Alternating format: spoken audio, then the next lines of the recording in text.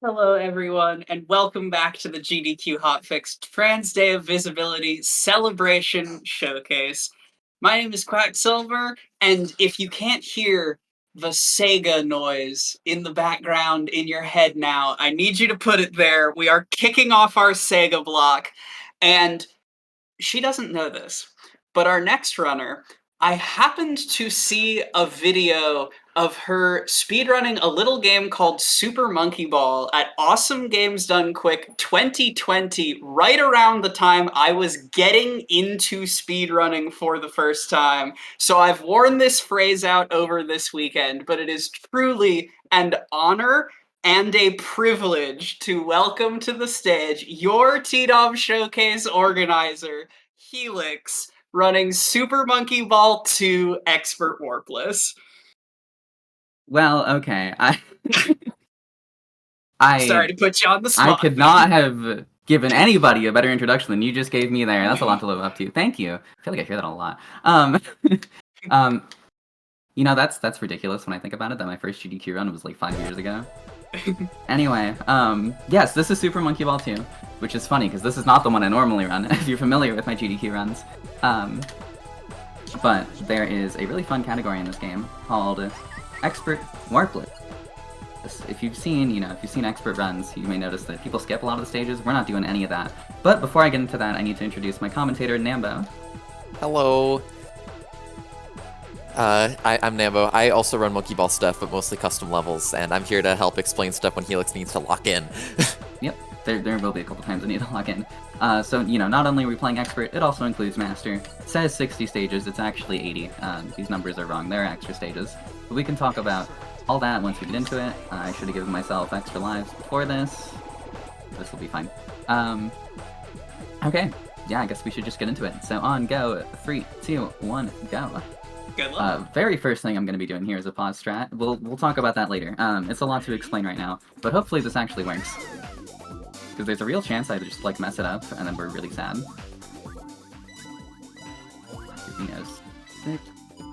Cool. Should be fine. Nice. Okay. I'm really glad I don't have to just go through and play the whole level. So you can see pretty immediately the potential of strats in this game, especially when pauses are introduced. There's another goal below this goal that I'm going into. We don't care about that one, because that is a green goal. Goals that are not blue in color will warp me past a couple stages. Green goals skip 1 stage, red goals skip 2, and that is why this is called an Expert Warpless. Because we are not doing that. We are playing every stage the game has to offer in Expert and Master, which I think is great because you end up seeing a lot of really cool strategies and stages that you don't normally get to see in the run. Yeah, not only do you... sorry? You go. Oh, not only do you get to see, like, stages that would normally get skipped, but also the stages that you still are playing the same stage. Sometimes you're taking a different goal, which involves an entirely different strategy from front to back, such as Jump Machine. Yes. Normally, you're seeing people do expert speedruns. You would see them go all the way up to the red goal. Obviously, not going to do that. Just going to take the blue goal and move on with their lives. You may notice me moving diagonally at the beginning of, like, pretty much every level, and that's because moving diagonally makes me accelerate more quickly, because this game pulls inputs in a square, and diagonal inputs are farthest away from the center. They are the strongest input. That also matters a bit for like air movement, which I'll let Nambo explain, because Nambo's way better at explaining that than I am. One thing, so the way that movement actually works in this game is that you're tilting the direction that gravity pulls on the ball, and it doesn't change the strength of gravity, it only changes its tilt, which means if you're tilting gravity and it's not quite pointing straight down anymore, you can functionally treat that as having slight moon gravity when you have a diagonal input. And that becomes important on some stages, particularly later on. There will be one that we can point out where you need to be getting slight moon gravity in order to like hit a specific cycle of a moving object.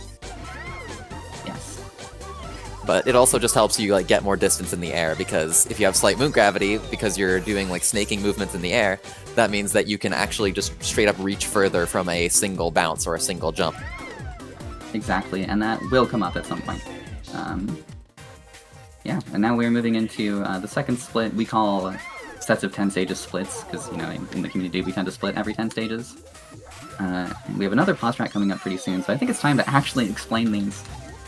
This game is deterministic, meaning if I perform the same input on the exact same frame, I will always get the same result, and we can use the frame-accurate timer at the top of the screen in conjunction with the notches in the GameCube controller, to do exactly that. So what I'm going to do is hold up until 59:15, and then upright until 57:86, and that will give me this series of bounces every time, and then all I have to do is adjust and go into the goal. And that's how pause frames work. Let's go. They essentially allow us to be a task. It's great.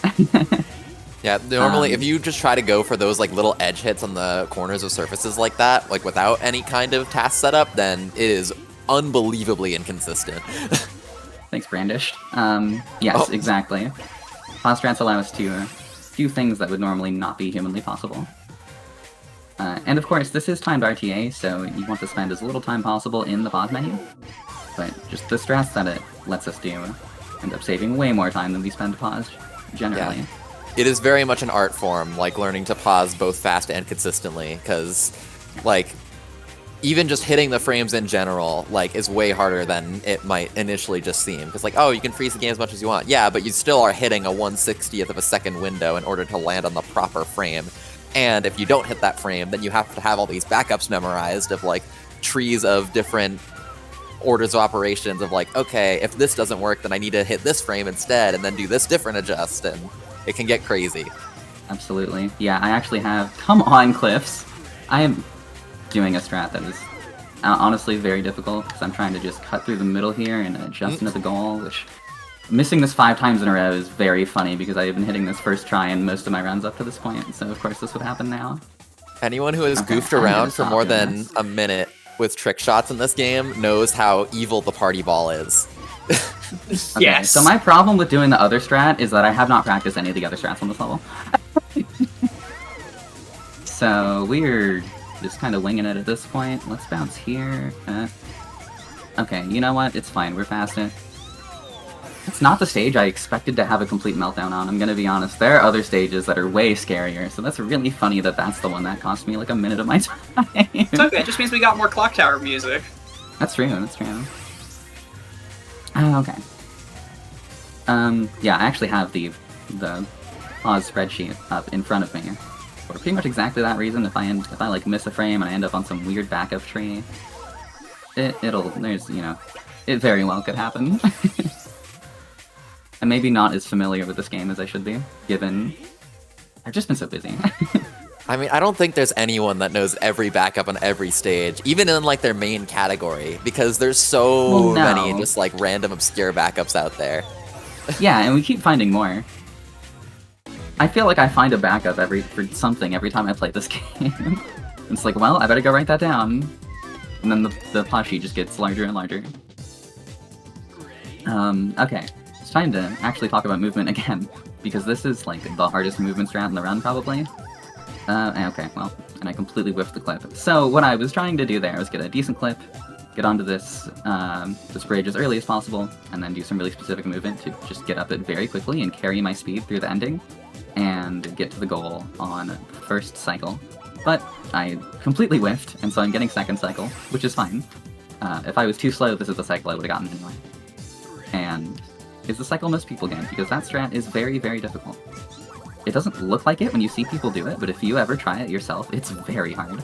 You basically need to be at, like, an exact perfect, like, line within the bridge. Like, you kind of have to treat the bridge as, like, a smaller version of itself, and you have to take a very specific path up the bridge in order for that to work. Yeah, another pause strat there on the obstacle. There's quite a few pause strats in this run, just kind of as a whole. You might also notice, if you're familiar with story mode, that we're playing a lot of the same stages as story mode. This actually has 9 of the 10 stages in World 7, and they are identical. They're in the same world and everything. This pause strat absolutely rules, by the way. If you haven't seen this yet, even if you have, keep your eyes peeled. The speedrunner is waiting at the start of the level. This is a bad sign. We're getting hit by funny, fast-moving objects. What the heck? Mm-hmm. God, that's so sick every time. I love that pause strat. I kind of can't believe it works as well as it does.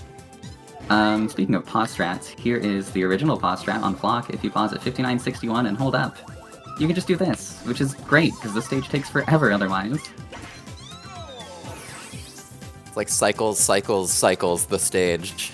It's like there are, you know, specific movement patterns you can do to make it a little bit better, but especially if you're playing it casually, it takes like at least 40 seconds.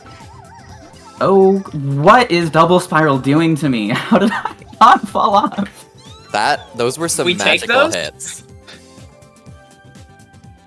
Call it luck, call it skill, I don't know, but I hate that stage for that reason, because it's a lot of just, it relies on some really specific collision and bounces, and that was not at all what was supposed to happen, but I made it work, so... IMO though, living scenarios like that is complete just like backup skill, like being able to just suddenly read a new situation that you've never seen before and then be like, okay, it's time to live this. I do think there was some skill involved with that, and I had to improv quite a bit, and that is a pretty important skill to know in this game, because something will happen that you're not expecting that is probably recoverable, and if you can recover it, then your run doesn't die, hopefully. Okay,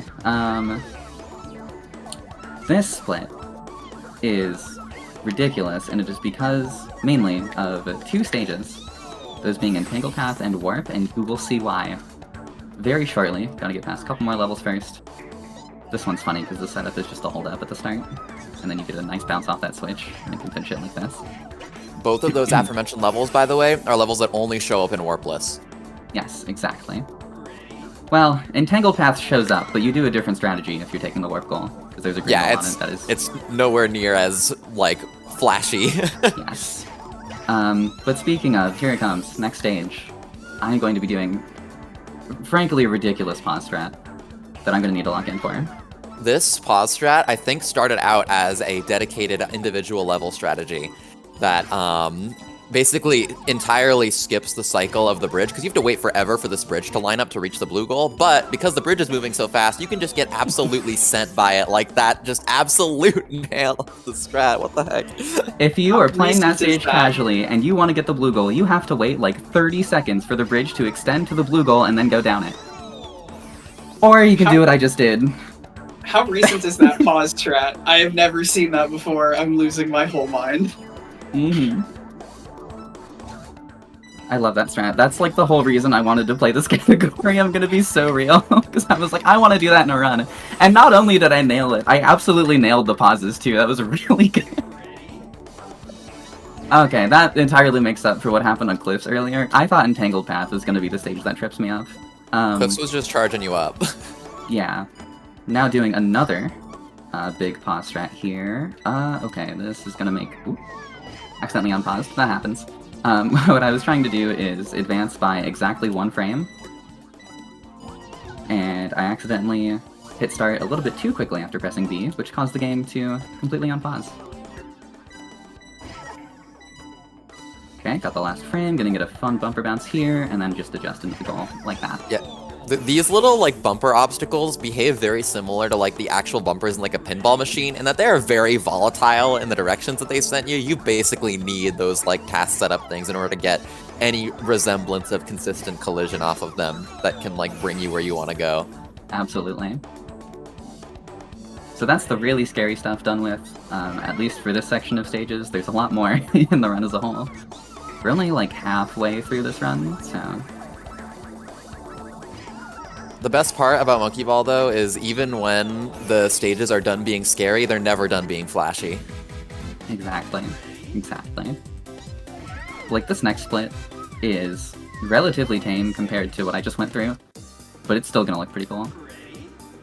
Also, just, it's always satisfying to play. I think that's what keeps bringing me back to Monkey Ball, is that it is so incredibly satisfying.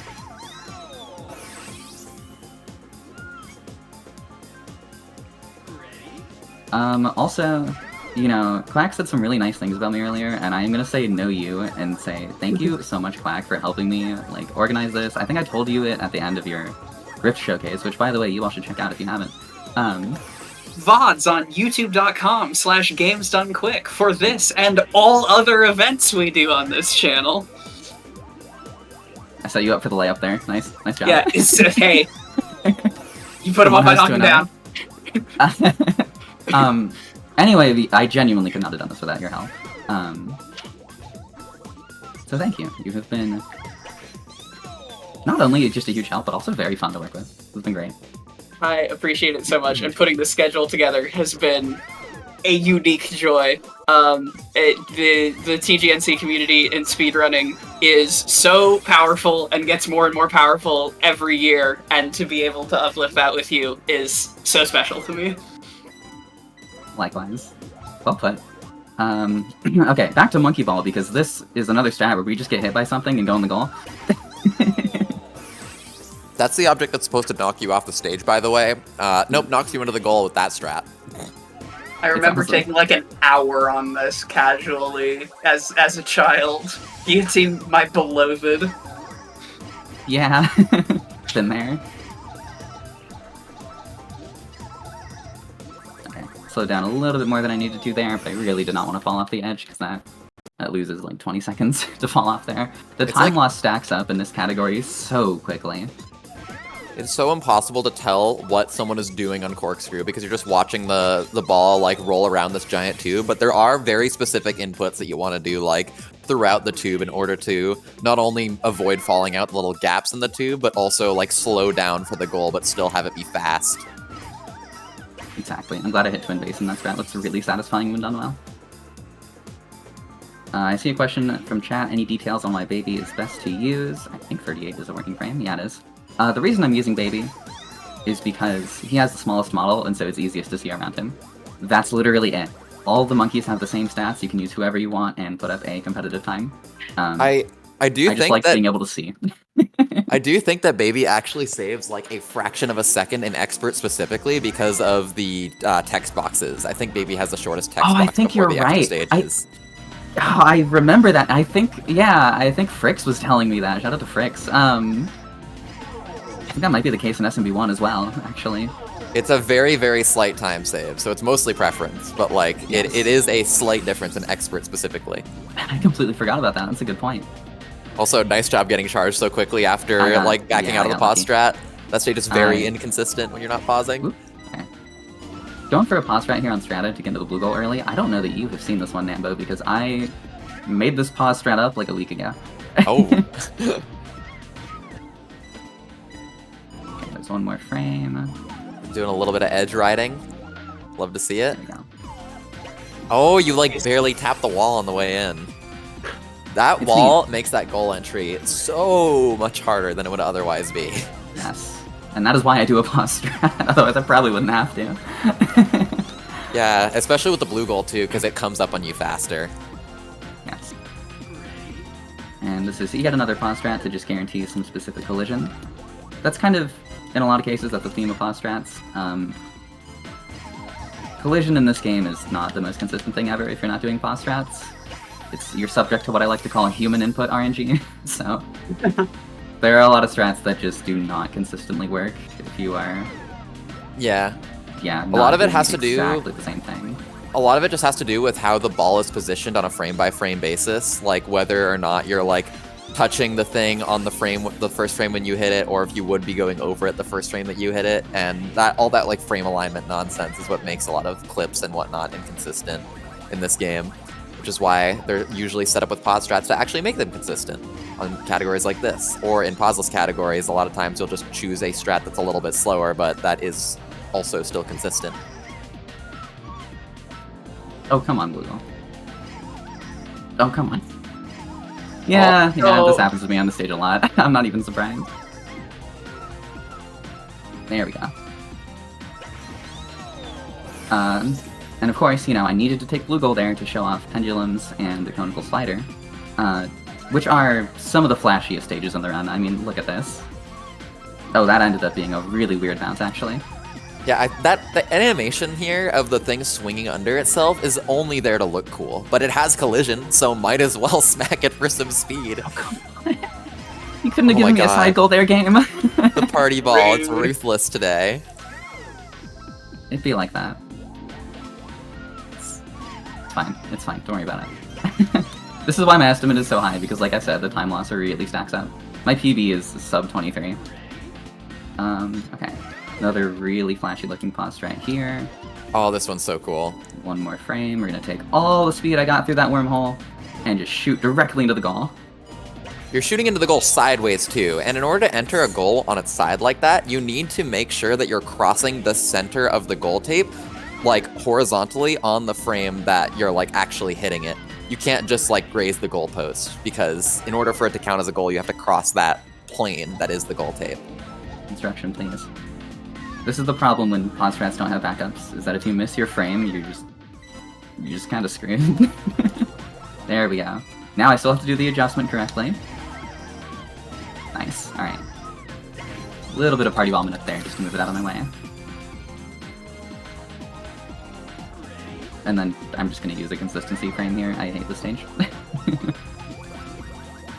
How are you supposed to do this stage casually?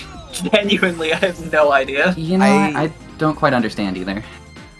There's like, you can kind of follow it, but it moves a little too fast to follow, so it's just like, I don't quite know. I'm going to be cool and attempt pauseless centric, because I guess I can. It's not like this is on PB pace or anything, so nailed it. Cool. Nice. Nice. That goal's moving so Normally- fast. I would take a pause strat for safety, but why not show off a little bit? It's fun. I might as well. Okay, didn't get owned by like weird collision. We're about 10 stages past the point where explaining this would have made the most sense, but there was just so many flashy stages that it was worth explaining those first. But the main reason that, like Helix mentioned earlier, that Expert says 50 stages but actually has 80 is because of these little extra sets of stages that come after, if you manage to play the sets without using a continue. Speaking of flashy stages. Oh man. Something really cool is about to happen. Dropping off the edge of the stage, what's going on? What's going on? Just get wedged in between that moving part of the stage and the wall, and it pushes me up so I can get into the blue goal very quickly. I love that strat. Yeah, normally you'd have to kind of circle around the giant mass of squares there, and it takes up quite a long time. I guess we'll just go for first cycle. This is not gonna work. Yeah, okay. Ah, The problem with that strat too is that it only works first try. This game is very weird. And certain pause strats, like on moving stages in particular, I don't know how exactly to explain it, but essentially I think you end up in like a very slightly different spot. Think like sub-pixels on a retry versus, playing the stage for the first time. And that will make certain pause strats just not work anymore, and Notch is one of them. well, it's, Roughly. yeah, they technically just behave differently on first load than second load, but Is that all it? like subsequent loads after second load will behave the same as second Yes. load. So you can find alternate pause strats for post second load. Yes. It's just that the ones from first load will no longer work. So you do need to know separate pause strats for first and second load in challenge mode categories where you can't just retry everything. Exactly, and I do not know them for Notch. I have looked. The thing is, most of the pause strats that people, write down are for first load, because that's going to be the fastest. You don't want to fall off just so you can do a different pause strat. I waited too long, that's hilarious. Therefore, you memorize a bunch of stuff for first load, and then you miss it, and then you just have to do a backup. There are 10 more stages after this, by the way. We have Master Extra. But then that will be it. This run goes by really quickly. Double Twin is such a cool stage. Oh my gosh, is. this stage is just Love such this a level. fascinating shape and animation. Another flashy strat here. Well, what's the backup here? Is this... Can I wing it? No. Okay, I don't know what we're doing. I think it'd be really funny if I just, figured something out here. I don't think this is... Oh, I ended up here. I can actually... This should be fine. Yeah, okay. Nice, that was really well executed. Thank you. Yeah, I don't remember the cycles on that stage. That was complete improv. You even barely passed through those bumpers there that were moving really fast sideways. I was fully expecting the ball to just get absolutely sent to the moon. Oh no, you and me both. Which, interestingly, the pause strat I was trying to do but then missed the frame was going to have me bounce off of one of those bumpers and go pretty much directly into the goal. But I decided to have some fun, and it worked out. Gee, what are these different colored goals about? We're not gonna find out. Too bad. This split in particular actually only lasts about 90 seconds in warped runs because of how many stages that are skipped. They really just crammed Master Extra with warp goals for some reason. Yeah, the red goal on Striker sends you straight to planets, which also has a red goal. It's the green goal on Striker goes to planets. The red goal goes past it's the green planets. goal? So you actually do not take the red goal on Striker for that reason. Right. Okay. Because you will skip the red goal on planets. Yeah, that makes sense. That angle was really bad. Now, doing the blue goal here means I have to do a completely different strat. Red goal is far enough down there that you can get a bunch of speed on the starting platform and then jump directly to it. But no such luck with the blue goal, so you have to do that instead. That dunk is so tight. It's so difficult. The party ball really likes to get in the way, too. Now, this is a very particular stage. I just made it look free. Casually. Nice. Yeah, I did. No, I did. Casually, I hate that level. I'm so glad that here's the setup. I just completely whiffed the frame. I was a frame late. There's a range of frames that work here.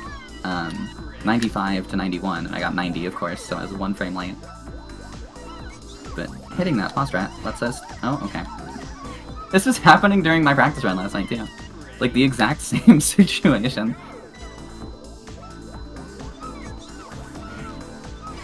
There we go. Okay. Just not interacting with the seesaws. No, not at all. Another stage that I don't like casually. Fun fact, the moving goals here spell synchronized. They do. Actually? Yeah. They Although have the ring it's a little synchronized. hard to tell with how they keep going up and down. Wait, reference? It's me? That's wild. They Look, put you another in the warp game. goal that we're not taking. I've seen people get smacked into that warp goal from hitting the blue goal before. If you're doing that on like a really long warpless run, like all stages or something, it's an absolute tragedy to accidentally go into that green goal. It has happened before. It can happen to you. It's This rare, is the final but stage. Time will be in about 30 seconds. This is a really detailed model of a Nintendo GameCube. It is so detailed that it actually makes the stage quite difficult. This is the hardest part right here. Also, the handle kind of gets in the way of the camera sometimes. Okay. And now we are... I'm not going to say we're home free, but the most difficult part is over. Yeah, each of the sides of the GameCube kind of has its own little obstacle that you have to avoid. Yeah. The hardest Time one coming being up that very big soon. handle. The disc tray will open and the goal will appear, and time. And that was Super Monkey Ball 2 Expert, Warpless, and Master. That was clean. GG. Yeah, that was a lot of fun. This category is really fun. Honestly, extremely underrated. Highly recommend playing it if you are interested in Super Monkey Ball 2 speedrunning. I mean, if you're interested in Monkey Ball speedrunning at all, Monkey Ball 2 is probably the best one to start with, especially for the original games. Story mode has the best resources, the best speedrun resources of any category across the series. There is a whole, like, spreadsheet of tutorials for, like, every possible strat you could do in story mode, and they are all incredibly well done by some of the best players in the game. It's very well made. My point is, if you want to get into Monkey Ball speedrunning, story modes in this game is probably going to be the easiest one to start with. You also don't have to worry about lives. So, yeah, I'd also be happy to help you out, of course. What other shoutouts do I have? I should have written them down or something. If you enjoyed this, you can catch me on Twitch at Helix13_.